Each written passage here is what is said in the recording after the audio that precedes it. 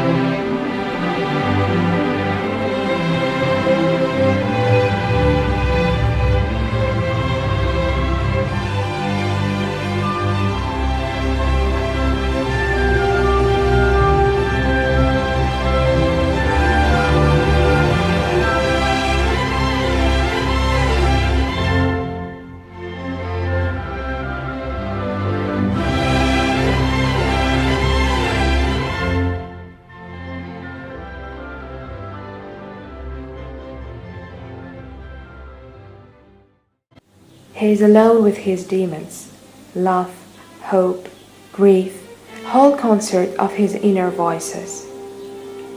And how Rolland poetically puts it, as long as summer and hope endure here, the tree has blossomed with youth and joy.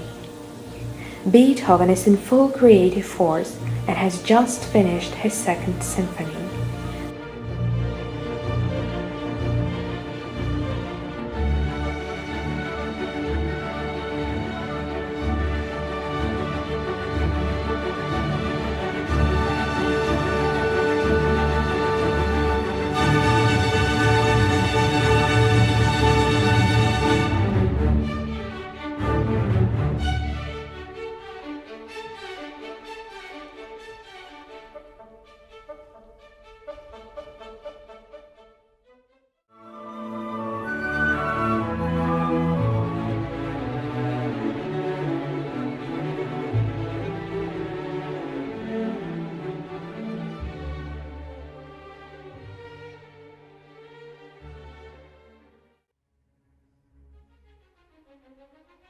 But October has come, October that chills the sun, that of the fields and that of the blood.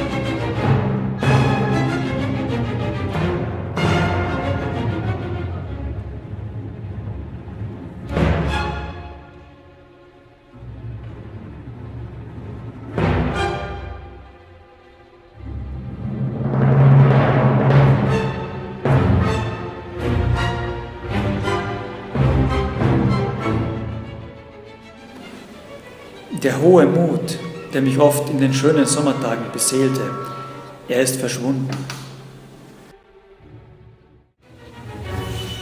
It is in these sunless days that Beethoven writes his mournful Heiligenstadt Testament.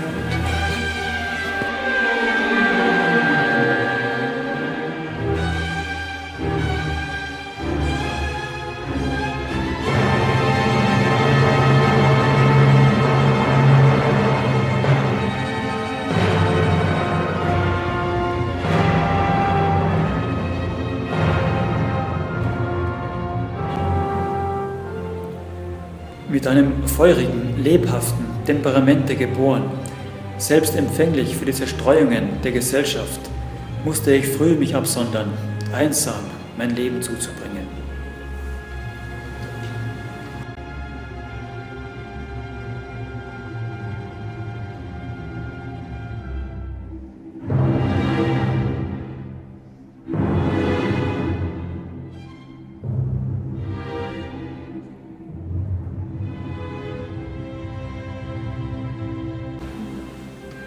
Geduld, so heißt es. Sie muss ich nun zur Führerin wählen. Ich habe es.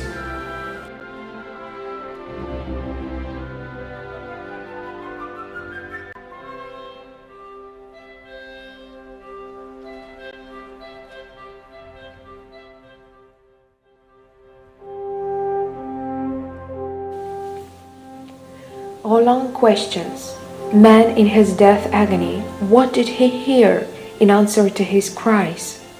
In the last part of his Heiligenstadt Testament, Beethoven graces the God with exclamations, O Providence, vouchsafe me one day of pure felicity. How long have I been estranged from the glad echo of true joy? And yet he finds the power to overcome his severe illness and move forward.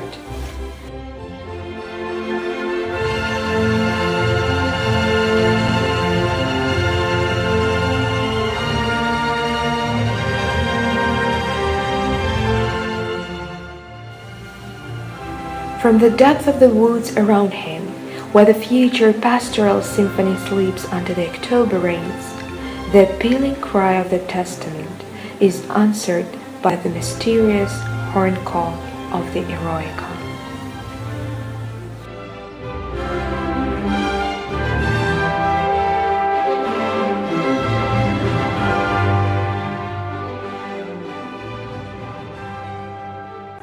Beethoven Eroica Symphony was dedicated to, at first dedicated to Napoleon Bonaparte.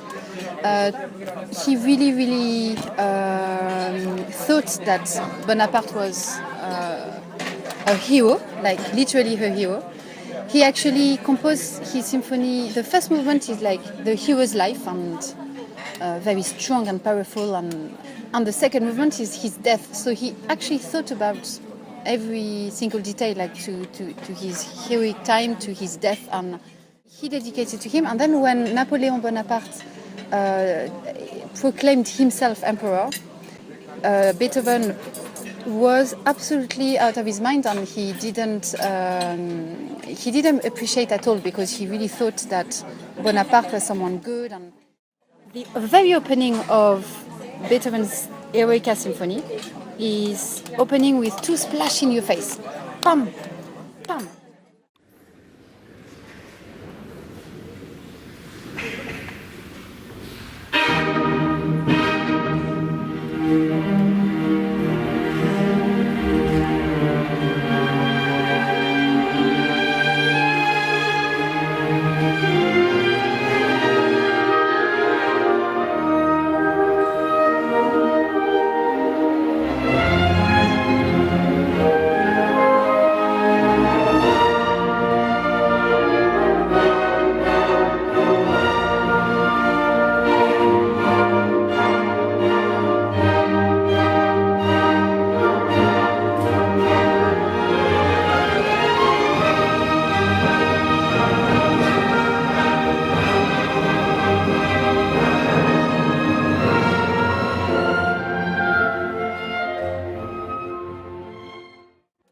And the sound beyond this, I think, needs to be as secco as possible.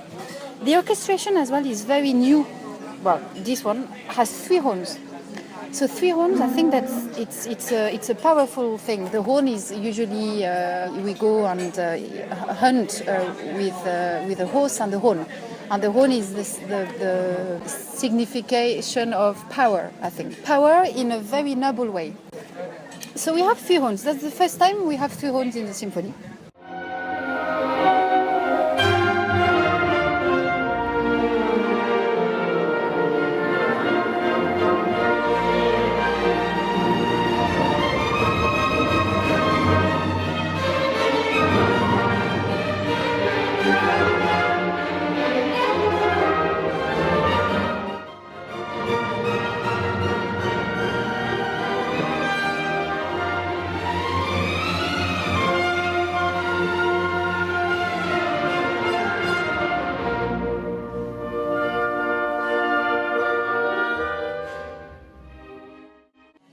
Then the first theme, if people know Bastien Bastien by Mozart, people will get shocked because that's exactly the same beginning of the theme of Bastien Bastien.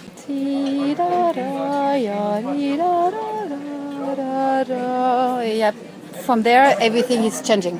But that's a funny relationship. Beethoven was a great admirer of Mozart, so he probably knew about this, and then he maybe thought I could transform this theme to something much more dramatic and heroic.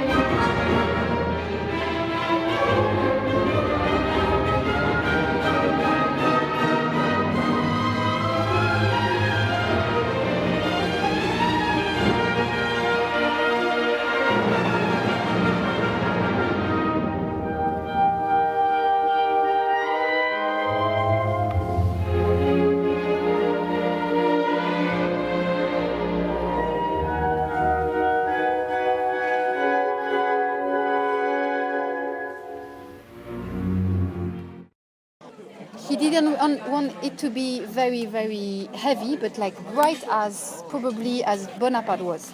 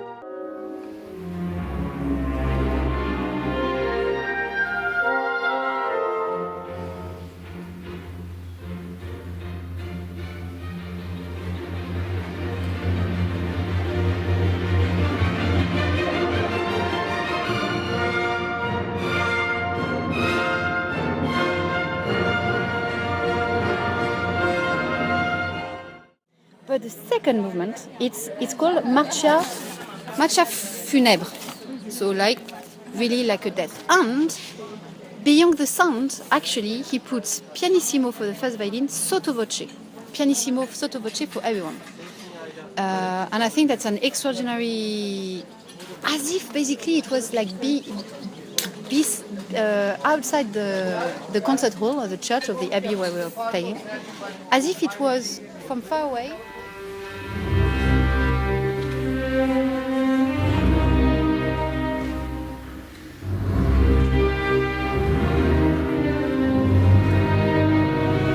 As if we began already the Marche Funèbre, and it just began from far away outside, and then it's coming nearer and nearer to us.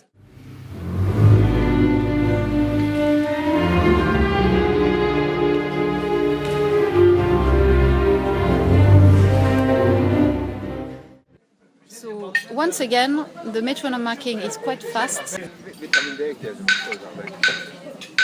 So, bum pa pa da da dee da dee dum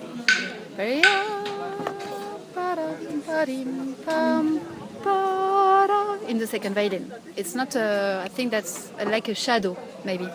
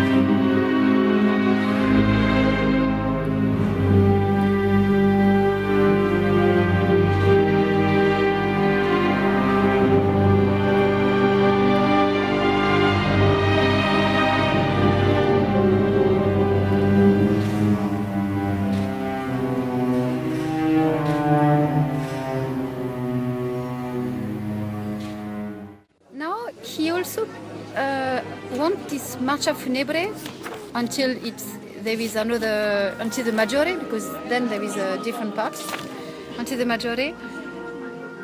He adds a lot of grace notes before the double bass, just to give, I think, a bit of a last breath.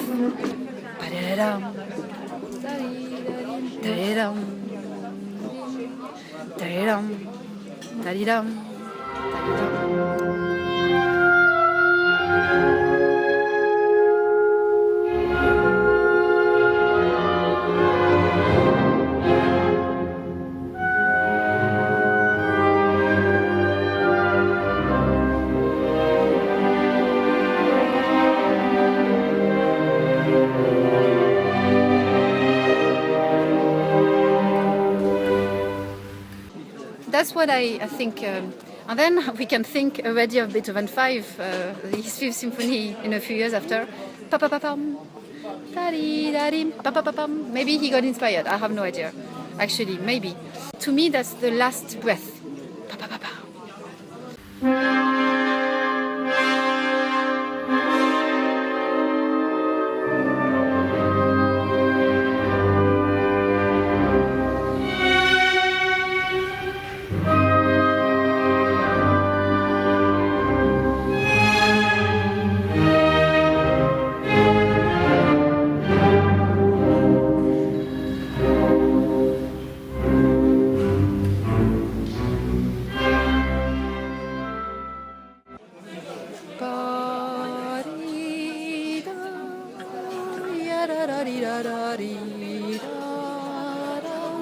With the string ta da ta da ta da ta da ta da ta da ta.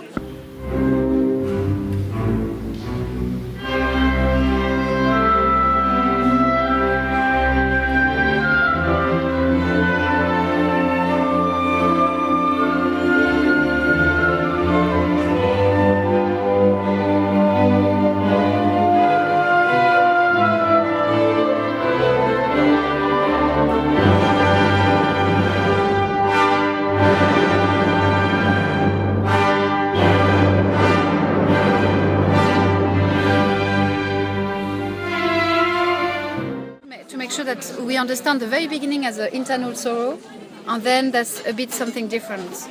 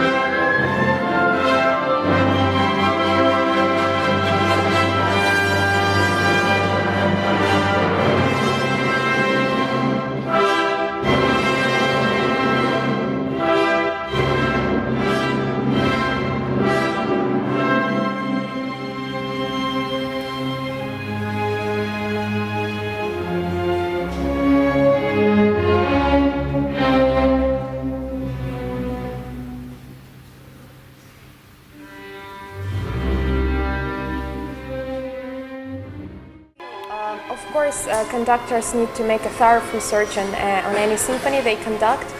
What do you think? Some people say that this symphony is very much influenced by Bonaparte, by Napoleon.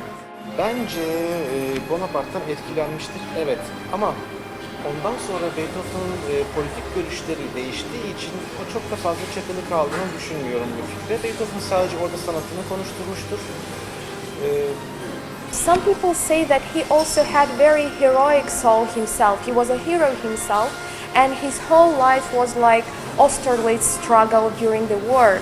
And do you think that he also expressed his heroic personality in that Tabii ki symphony? heroik temalar orada çok meşhur ama şunu belirtmek istiyorum. Yani sadece O politik görüşte bestelediğini tamam başlangıçta öyle olabilir ama sadece sanat yapmak için beste yaptığını düşünüyorum. Böyle bir politik ikilem içerisinde kaldığını zannetmiyorum. So for the sake of art.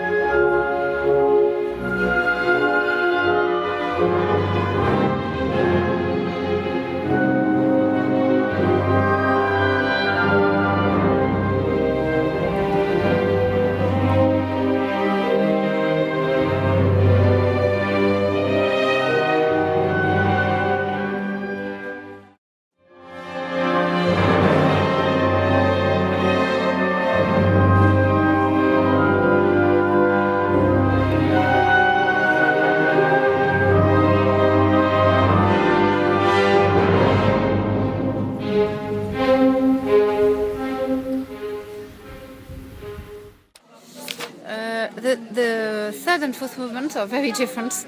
Maybe that's the after death.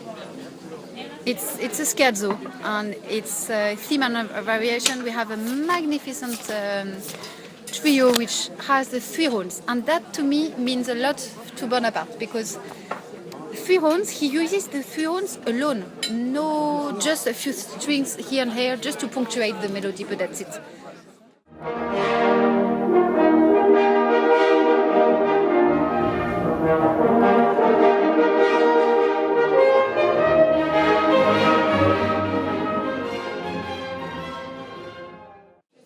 This shows that he really had Bonaparte in mind. Bonaparte is like the figure there, and he uses the three horns as a figure to show the power, I would say. The power, but not the power which is like this, the power which is very noble all the time. Even though sometimes we want a sound which is very direct, it doesn't mean that it's not noble. And the finale, Allegro molto, the finale is really fast.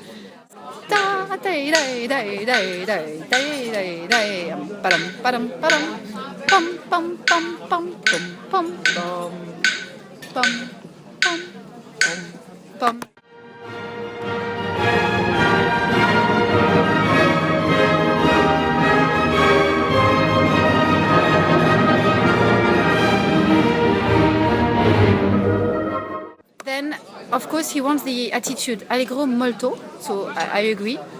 It should sound like a storm at the beginning, and I think this is directly linked to his creators of Prometheus, the main theme that he composed as well.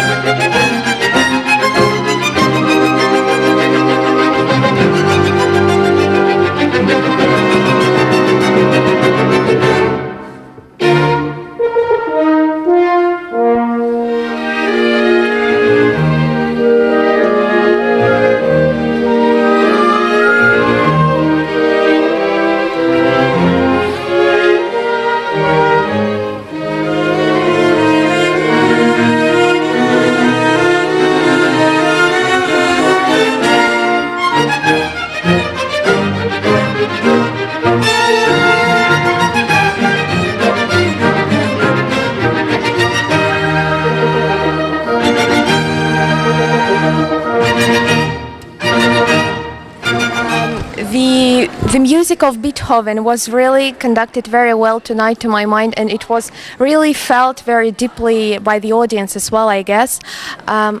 Who is Beethoven for you, and how can you describe his music, his philosophy? I feel so Beethoven. People think the general public think. I think that Beethoven's music is very heavy and very deep, and the orchestra should be big. It's not true at all, because Beethoven had a few strings. So this size orchestra is perfect for that. So the transparency of the sound is found already. I mean, we worked on it, but this side orchestra is great. So for me, Beethoven is telling a story through his narrative shape of music, for sure. And I feel it really light and bright, and as on non-aluminium string. At the time they had gut strings, so and we couldn't sustain the sound. So I'm trying to actually put my mind into his mind and see how he heard it, or at least at the time.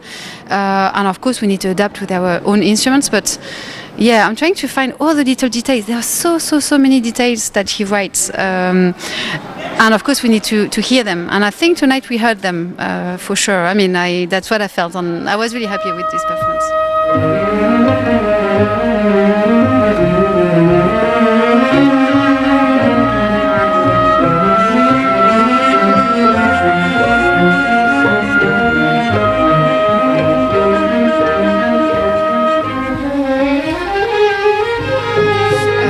His writing is really, it can be very dramatic, and when it's dramatic, it's really dramatic, and therefore in his writing I'm making sure that we do big difference between only one forte, two forte, so fortissimo, più forte. He's really precise about his writing.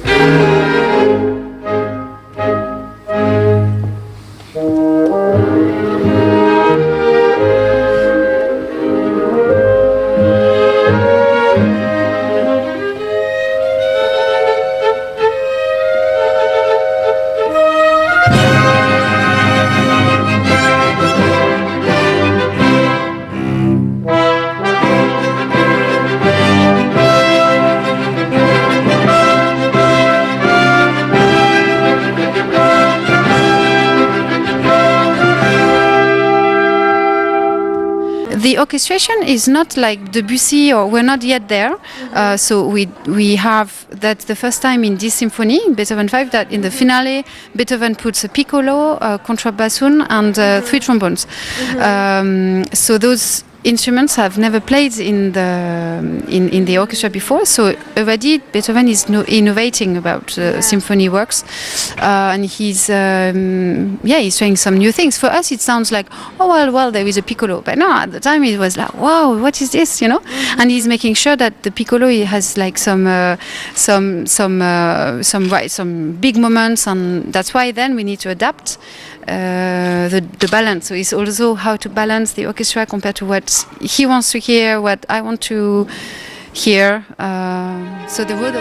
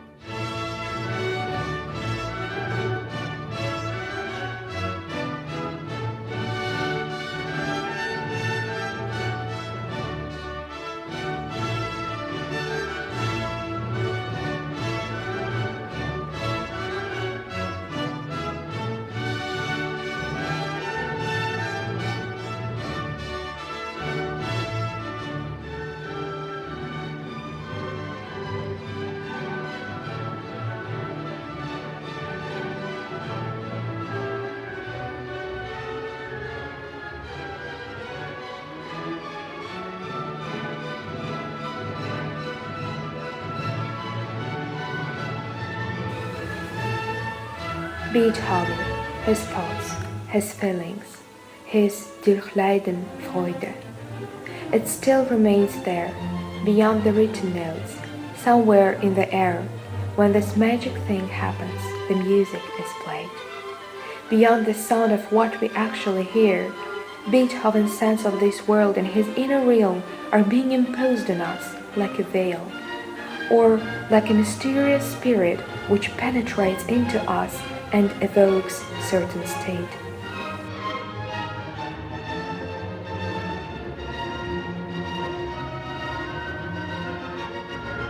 Beyond the sound, it is something hidden behind the notes, composer's thought echoing between the lines of musical score. This energy of Beethoven, his spirit, his genius, is somehow traveling in time and space, emanates from music and resides beyond the sound, perpetuating the name of its creator, Ludwig van